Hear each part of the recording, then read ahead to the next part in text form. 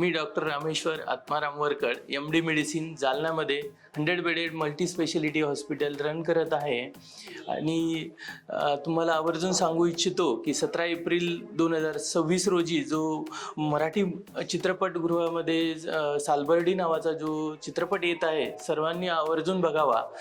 यामध्ये मनोरंजनासोबतच आपल्याला श्रद्धा आणि अंधश्रद्धेमधला फरक आणि जे आपले भक्ती आणि अंधभक्ती यातला फरक दाखवण्याचा निर्मात्याने प्रयत्न केलेला आहे आणि प्रत्येकाने जेव्हा अंधश्रद्धा आणि अंधश्रद्धेचा जेव्हा डॉमिनेट करते श्रद्धेला तेव्हा समाजाचं कसं आर्थिक शारीरिक आणि मानसिक नुकसान होऊ शकते हे या चित्रपटातून सांगण्याचा प्रयत्न केलेला आहे।